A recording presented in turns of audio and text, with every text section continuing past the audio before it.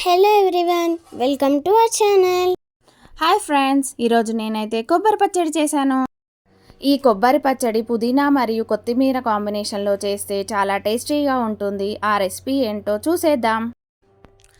దీనికి కావలసిన పదార్థాలు: 1 కప్పు కొబ్బరి ముక్కలు, 1 చిన్న పుదీనా కట్ట, 1 చిన్న కొత్తిమీర కట్ట, 6 పచ్చిమిరపకాయలు, 2 టీ స్పూన్లు జీలకర్ర, 1 టీ స్పూన్ అల్లం వెల్లుల్లి పేస్ట్, 2 టీ స్పూన్లు దొడ్డుప్పు, 1/2 టీ స్పూన్ పసుపు, అరగంట పాటు నానబెట్టిన చింతపండు.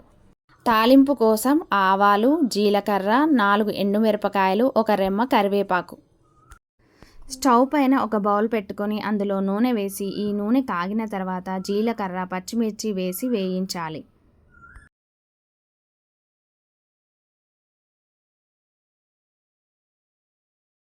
తరువాత ఇందులోకి కొబ్బరి ముక్కలు, పుదీనా, కొత్తిమీర, ఉప్పు, పసుపు, అల్లం వెల్లుల్లి పేస్ట్, చింతపండు వేసి 1 నిమిషం పాటు మగ్గించుకోవాలి.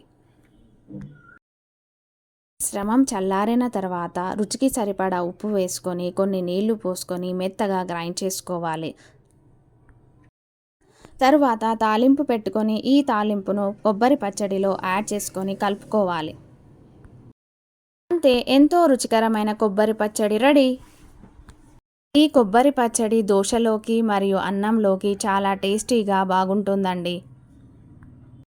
మీరు కూడా ఈ పచ్చడిని ఒకసారి ట్రై చేసి చూడండి ఫ్రెండ్స్. ఎలా ఉందో కామెంట్ చేయండి ఫ్రెండ్స్.